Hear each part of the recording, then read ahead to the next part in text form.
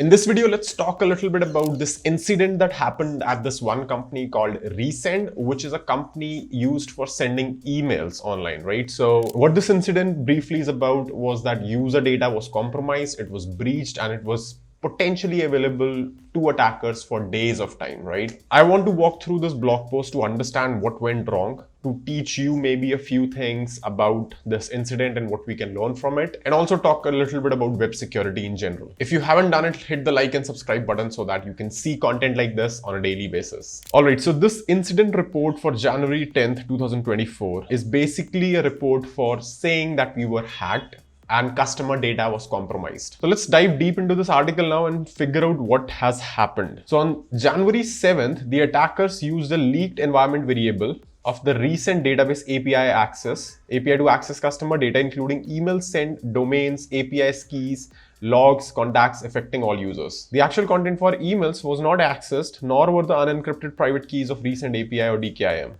No user action is required to continue safely sending. The problem here is that the recent database has been leaked in a way, right? The customer data, including email sent and email addresses, contacts, affecting all the users has been leaked. Now, this is a company which people use for sending emails, right? So it's natural that you would, if you are a small to mid-sized company, you would dump all of your hundreds of thousands of contact over this, maybe for a marketing email or maybe for, just sending new transactional emails for new account signups. So the chances are that all of the customer emails which were used are leaked. See, security breaches happen all the time, right? From very small things to very large incidences like these also. It's just that when an incident like this happens where customer data is affected, where there is actual leak of private information like email addresses or phone numbers or names or personally identifiable information, basically it just results in a bad taste, right? First of all, because now whatever data or maybe whatever email addresses you use, that's available to hackers maybe as well. When you try to log in into a service, like for example Facebook or Instagram or anything, the traditional way of logging into any service is that you use a combination of username and a password. Now, username in itself is a very hard thing to guess, right? You can't just randomly scrape off Instagram users and start randomly guessing their passwords. However, what you can do is, let's say if you have a list of 1 million users, 1 million email addresses, what you can do is maybe run a simple dictionary attack or simple brute force attack against their email addresses on different websites. This is why you should not reuse passwords. For example, I don't think Resend said that they have also leaked passwords. But imagine a site like this, in a compromise like this, also leaked passwords. Now, even if, let's say, you are not using Resend for anything at all, you just created an empty account and that's it. However, the attacker which leaked, which hacked the password and hacked this website, they can also get hold of the email address and password you have, and they can not only just try it on Resend, where of course you will be able to log in, but they can also try the similar thing on Instagram or on Facebook or on hundreds of other websites. And maybe like if you're reusing one of the passwords somewhere, your account would be compromised on the other website which had completely secure security practices and measures, right? This is why password managers are important, and this is why you should have like different random passwords which you should not know about, right? So a password manager should have that job. Anyway, let's move forward. So on December 30th, the attackers first gained access to our system by discovering an exposed database API key as an environment variable on the client side of Resend dashboard. Now, Resend, I believe from the conversations which I read on Twitter, is built with Next.js, and Next.js is attracting a lot of heat these days. Vercel in general is attracting a lot of heat these days. React also in general is attracting a lot of heat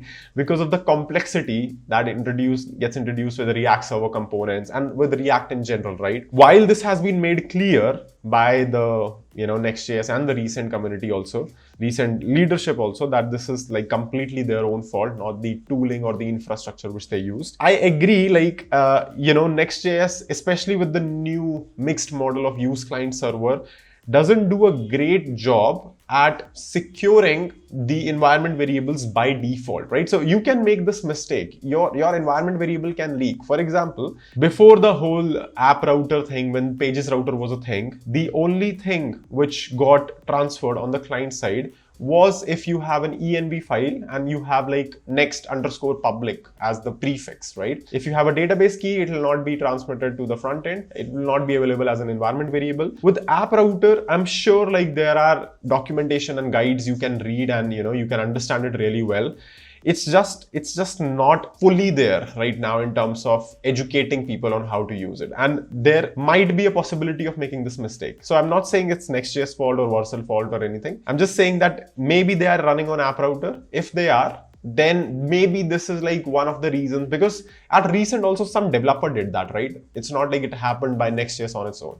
And the only reason that developer could have done that is because they did not understand how to use Next.js or how to use these environment variables properly. Part of that could be that, they're not trained enough for that, or maybe they checked out documentation and it was missing, right? So they did not get a clear grasp. So anyway, things like these happen. What I'm more surprised is that why expose database API key as an environment variable on the client side. I mean, even if this happens, hypothetically speaking, why did this result in a breach? Because I mean, this is one of the things I don't like about modern databases, which just expose your full database on internet, right? Even at Codedam, our database, even if I give you the full Postgres string, you won't be able to do anything with it with username and password because it's inside a VPC, right? It's not connected to internet at all. So the database is not on internet. This thing can only happen if your database is connected to internet directly. And even if it is, let's say even if it is, why do you not have an IP restriction in place, right? So I don't know, like even if you're using Lambdas or something, put a NAT gateway in front of it and just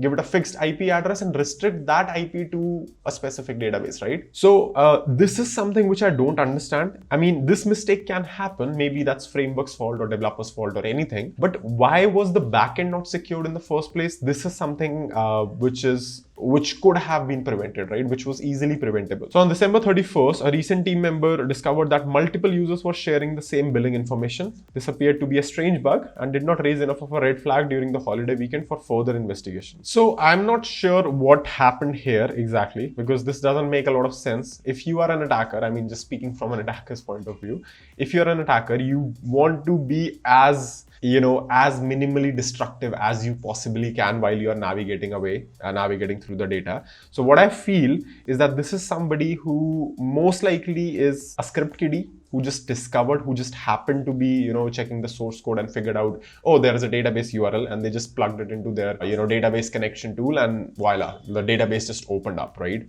But yeah, this is something bad if they just started messing around with the billing information. Which also brings me to the point that does Recent actually handle billing information on their own? Because this is, I mean, it's hard to say more about without any further information, but I think there are a lot of compliances also in the way where you cannot handle like credit card numbers or CVVs and all of that until and unless you are, you're compliant with that specification.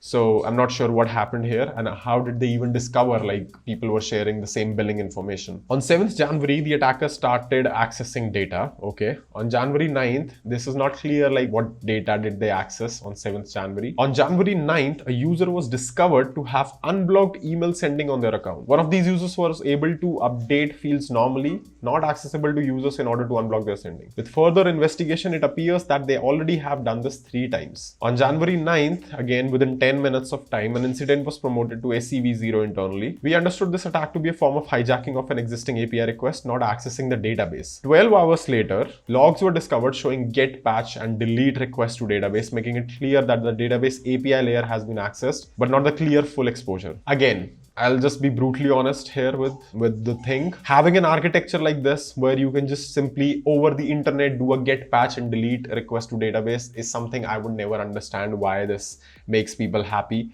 It will help you ship applications very fast. Sure, you can just have your database on an API and you can just write SQL on front end. It's just very uncomfortable, right? And things like these can happen where your API keys get leaked, and now the database, the attacker has full access to your database suddenly, right? There are no read-only users, there is no VPC, there is no IP restriction, nothing at all.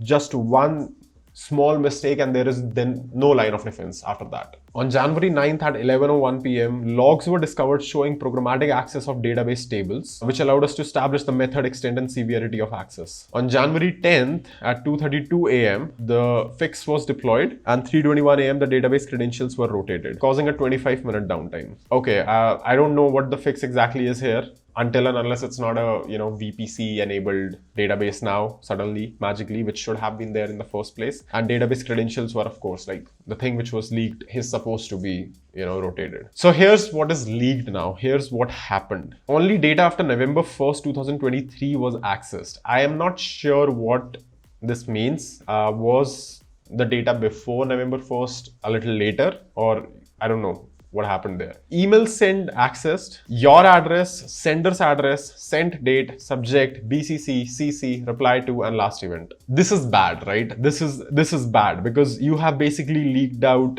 the database, the company which is supposed to send emails. Resend is supposed to send emails to millions, tens of millions of people, and this has been leaked, which is a security nightmare. Not access, no email content body, which includes HTML and plain text and attachments. I'm actually interested in understanding, like, how do they know? How do they even know? Like, yeah, this is I want a second read on this. Like, how do they know that this was accessed, then this was not accessed? Sure, there are logs, but when, generally speaking, when you open a table, right, when you do a select star from something, you would have all the, or maybe like this is stored in a completely different table altogether, which would have different permissions and all. So I want to understand, like, why this was not accessed and how do they know if this was not accessed. Domain names, verification status, region, DKIM, public keys. Again, DKIM is one of the methods that is basically just to make you understand in a very simple way. Imagine like email as a very insecure tool inherently,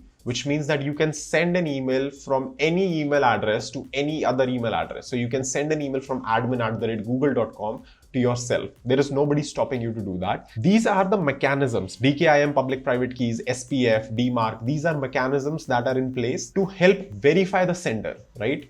And this happens with with updates on DNS records, and also they can establish like who's the actual owner of the domain, and then they use that to verify the integrity of the email, right? So the private keys were not leaked. DKIM, public keys, verification status, domain names, everything was leaked. Accessed names, permission roles, and encrypted tokens. Not accessed, no unencrypted tokens. So I don't understand this. Access says names, permission roles, and encrypted tokens, and not access says no unencrypted tokens. This is double negation, right? So this sentence basically means encrypted tokens, right? Or maybe I'm reading it wrong. Please, if somebody knows a better clarification, let me know in the comments. No unencrypted tokens means not accessed is unencrypted tokens, right? But you also wrote here that encrypted tokens were accessed. So what is it? Logs. Accessed HTTP response data such as status code, HTTP request data such as method and endpoint. Okay, as long as body is not accessed, it's not a lot of use. Contacts, access email addresses and name. This is the biggest blunder of this breach, right? Where email addresses, names, personally identifiable information is completely lost. And of course, your recent user emails have also been accessed. I really want to understand how is these informations not accessed, even if these passwords are hashed. Like, what was the security measure maybe in the first place which led to not accessing this? If they could access like sensitive information like email addresses and names, because I mean, for an email sending company, everything which is like email addresses and names and personally identifiable information is, it's a sensitive information. So I don't understand how this is potentially not accessed. Maybe there are some rules or their database configuration we don't know about, but this is interesting. So these are the preventive measures that we have already taken. Remove database API environment from the client side of recent dashboard. Of course, rotated database API access keys. So again, like this is something I inherently don't agree with. Fundamentally, like your database should not be accessible over just a simple API from internet, but yeah, to each their own. Enforced MFA across all systems touching the database. Again, this doesn't affect anything except for your users, which was not compromised in the first place. Your API keys was, and I'm not sure if this actually fixes what has happened, because I can't see that if the database API key is leaked again, it'll prevent it somehow, right? If the database key is again leaked, let's say hypothetically, do you have a second security measure in the place? It doesn't show us that. There is a monitoring and alerting for database, but I mean, somebody who's like, who knows now that the API key is available, they could just take a dump directly. I don't know what database they're using, but they can just use any sort of tooling and just dump the database directly. Improving monitoring and alerting for database API access. I mean, sure, that's something you should do anyway. Partnering with a third-party cybersec company, one lead to conduct an exhaustive investigation. Okay. So all in all, I think this is a hard time for a company like Recent. It's not easy to have a public statement like this. This is actually a very bold step. So kudos on that. It's not an easy thing to just, upfront admit that you screwed up.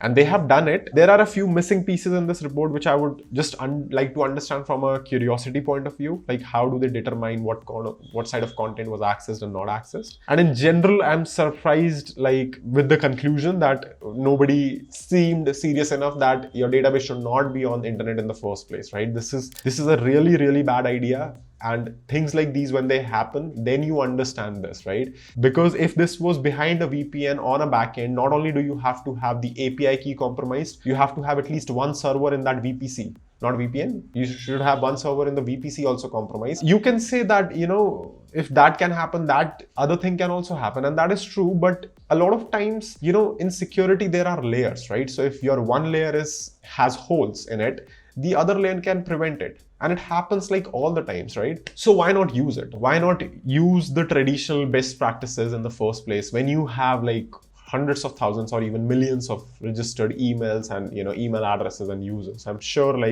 this is, even if it is a small company, somebody who's a smaller client like us, for example, they can easily bring 300,000 to 400,000 contacts in one go, right? And imagine 400,000 email addresses for our company getting leaked on a platform like this. It will be really bad, not only for Recent's reputation, but for even our reputation in general, right? Because a lot of users sign up. If you're smart, you would have seen this. A lot of users sign up on websites like Mehul plus codedam@gmail.com, whatever. So when your email addresses get leaked, the reason people do this is that so that the email addresses they registered at the place where they're registered at, they just want to monitor if they are selling it or if they're using it for other purposes. And I do this as well. I would occasionally append a plus the name of the website to the email address where I'm signing up, so that I just see that, let's say if I get a shady email 2 years down the line, I would just remember, okay, I signed up on this website and there was a potential breach, or maybe, it was in general, they sold my data or something. And then I got an email from a completely different company, right? So people do that. And even if it is not your fault, even if you are using a platform like Recent, for example, it may happen to you, right? After this breach. So it's bad. It's bad. But nonetheless, lots of learnings here. And I hope the team recovers strong. And yeah, I mean, this is why web security is also one of the most important parts of building any sort of secure backend, secure front end, even with these databases available over APIs. But yeah, let me know what your thoughts are on this in the comments below. That's all for this one. I'm going to see you in the next video really soon.